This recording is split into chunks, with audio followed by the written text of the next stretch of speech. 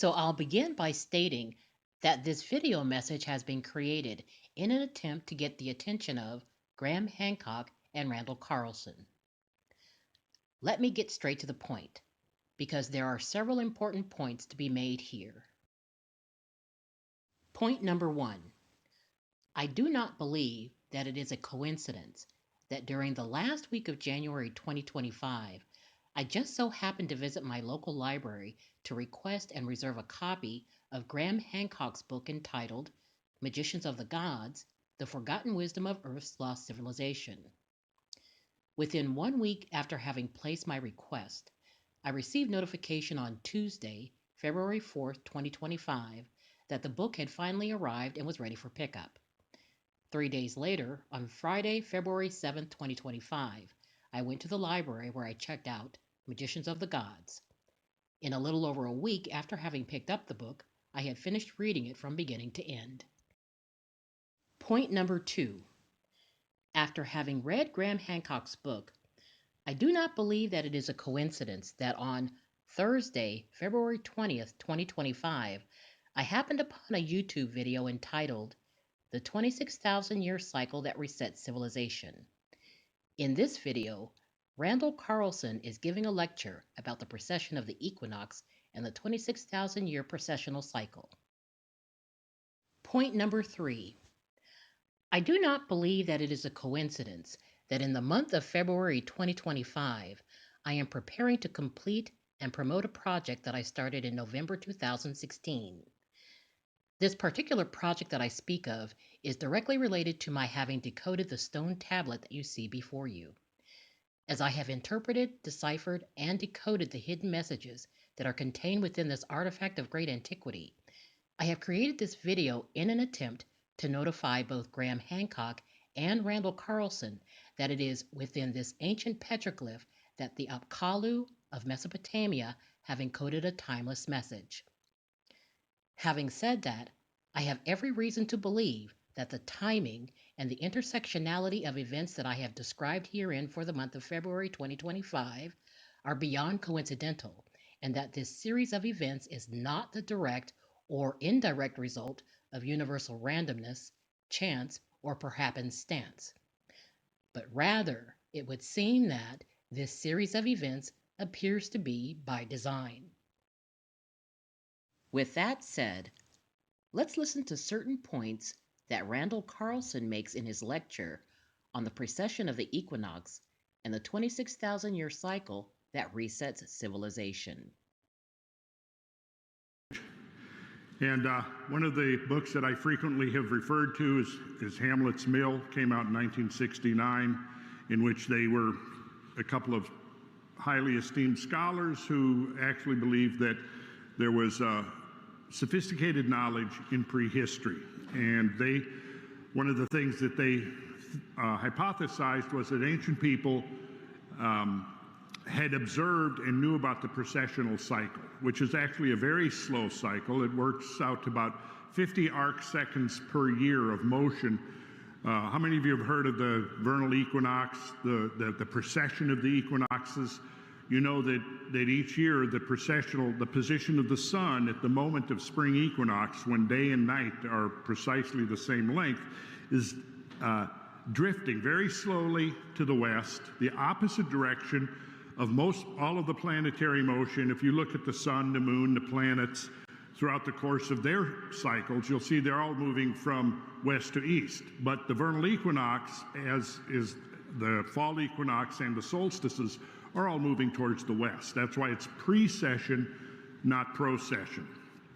But that increment is very small. It's 50 arc seconds per year. Now, how do you visualize that? Well, think about this. The full moon is about a half a degree displacement. If you look at the angle from our perspective out to the full moon or the orb of the sun, are both going to displace about a half a degree.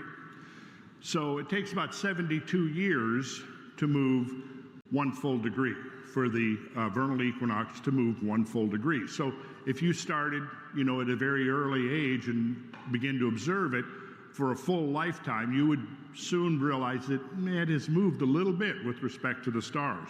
Of course, the problem is the vernal equinox, you're going to be looking directly at the sun. So I think ancient peoples had come up with more ways to determine that motion than to actually try to look at the sun and its position at the vernal equinox. Anyways, here's what the authors of Hamlet's Mill said. The equinoctial points, and therefore the solstitial ones too, do not remain forever where they should in order to make celestial goings-on easier to understand, namely at the same spot with respect to the sphere of the fixed stars. Instead, they stubbornly move along the ecliptic in the opposite direction to the yearly course of the sun, that is, against the right sequence of the zodiacal signs. This phenomena is called precession of the equinox, and it was conceived as causing the rise and the cataclysmic fall of the ages of the world. So they saw this connection in their research. They saw this connection of ancient people believing that somehow this cycle, which has often been referred to as the Great Year, was somehow related to a cycle of catastrophes on Earth that affected the rise, like they say, or the rise and fall of civilization. The Greeks still had the old idea, but they asked themselves questions about it. What moved was the sky, but questions about the sky posed abstruse problems. The greatest was, of course, the slow motion of the tilt of the sky described above, which went through a great year of 26,000 years. Now, I mentioned 50 arc seconds per year, which isn't very much. It takes 72 years to move through a full degree. So if you multiply that by 360, you get the sort of the sacred number, if you will, 25,920 years, which is usually rounded off to 26,000. Now, we don't know if 25,920 years is exact or not, because of the fact, for one thing, we don't know if the precessional rate stays absolutely constant throughout the full cycle. So what we're observing now is actually slightly more than 50 seconds of arc per year. So that would mean that it's a little bit shorter than the magic number of 25,920. We just don't know. But typically, most textbooks that I've seen will round off the precessional cycle to 26,000 years. 25,920 is actually closer to the actual period of rotation based upon the current rate, measured rate of 50 plus a little bit of arc seconds per year. And I'm just drawing from a few sources here to convey the idea. The World Year of the Persians, this was a couple of Orientalists, highly respected in their field, who wrote in the Journal of the American Oriental Society, the notion of cyclically recurrent cosmic disasters, a catastrophe by flood, alternating with one by fire, has been traced from ancient Babylonia and Iran through Pythagorean and Stoic philosophy and thence into the medieval world. So this is, whether we go to the Greeks or the Mayans, the Hopi Indians, any number of cultures, both still extant and ancient, we find very similar ideas, and usually involving flood and fire, sometimes alternating, sometimes happening simultaneously. And we now know, though, that nature provides ways to do both on a very large scale. In classical Greek and Hellenistic literature, the doctrine of the Great Year was already connected with the myths of deluge and ekparousis. Now, that's destruction of the world by fire is deluge. The Greek term for that was cataclysmos. And then ekparousis is the destruction of the world by fire. These catastrophes were supposed to return periodically when the planets came together in certain signs of the zodiac. In the Persian system, we still find the deluge connected with the conjunction of the planets. Now, this idea here is that whether you accept this literally or not, and there's some rather tantalizing evidence to show that the influx of comets from the Kuiper disk may be connected to conjunctions of the planets. But the idea here is that they saw that the astronomical realm was the source of these catastrophes. Having listened to Randall Carlson, we will now read selected excerpts from Magicians of the Gods.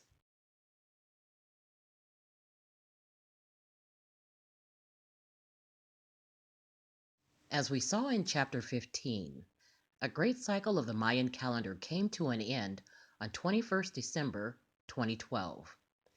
It is the end date that was calculated to mark the once in 26,000 year conjunction of the winter solstice sun and the center of the Milky Way galaxy, a conjunction that is itself, because of the diameter of the sun and the limitations of naked eye astronomy, not so much a precise moment in time as a window 80 years wide spanning the period 1960 to 2040.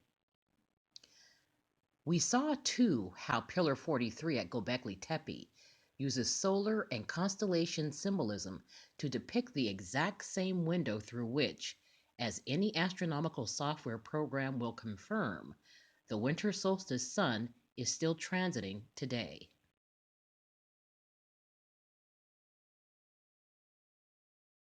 My intuition is that these devices, both the Mayan calendar and the Göbekli Tepe pillar, are an attempt, using the precessional code, to send a message to the future. I see the lineaments of that message also in the huge astronomical geoglyph formed by the pyramids and the Great Sphinx of Giza. Using the same code and their relationship to the constellations of Orion and Leo, these monuments draw our attention to the epoch of the Younger Dryas between 12,800 and 11,600 years ago, and, through the symbolism of the return of the phoenix, to the epoch that falls half a precessional cycle later, as if to say, once again, our own epoch. The Mayan calendar and Pillar 43 at Göbekli Tepe, however, refine the calculation as we've seen. If I understand the message correctly, we're in the danger zone, beginning now here in 2025, and will be until 2040.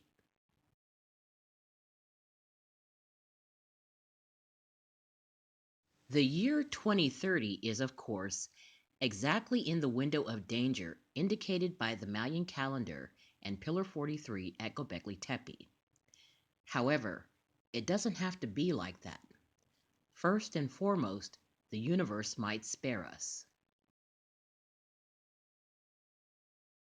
In summary, a 26,000-year cycle, known as the precessional cycle of the equinox, is thought to be responsible for the rise and cataclysmic fall of civilizations.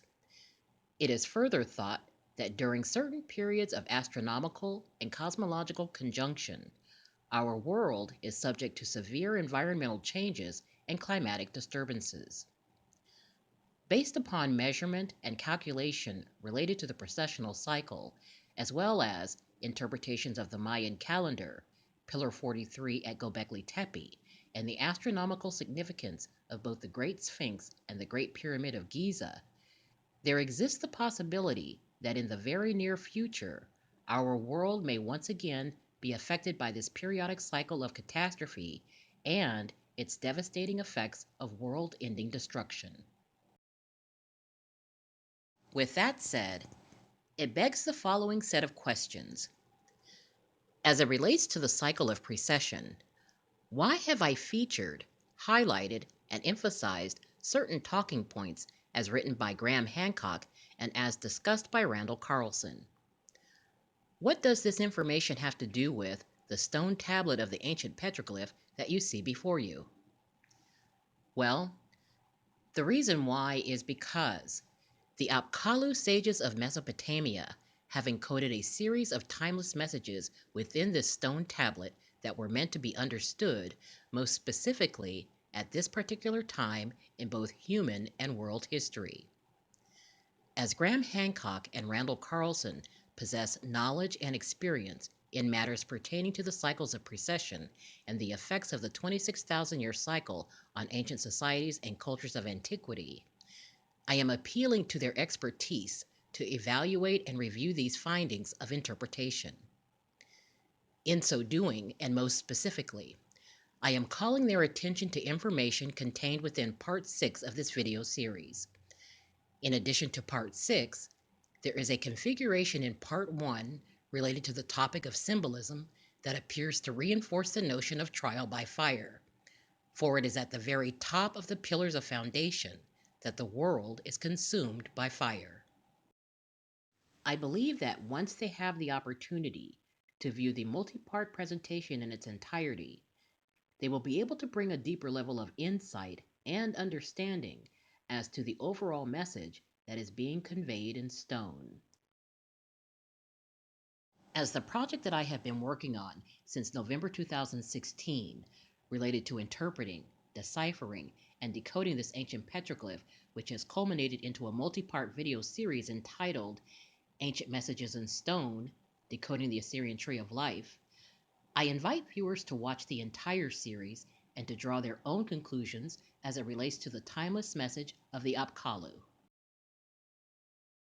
Although the presentation has been developed as a 10-part video series, only parts 1 through part 6 are being released at this time.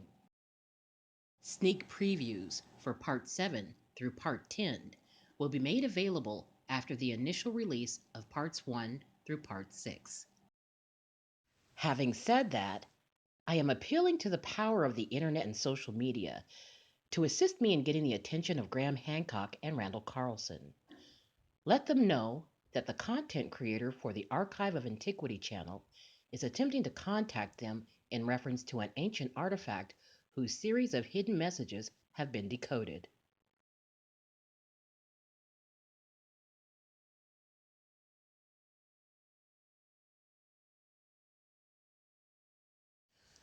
Well, that's it for this video. Please be sure to like, share, subscribe, and don't forget to hit the notification bell to be notified when we post new videos. Until next time.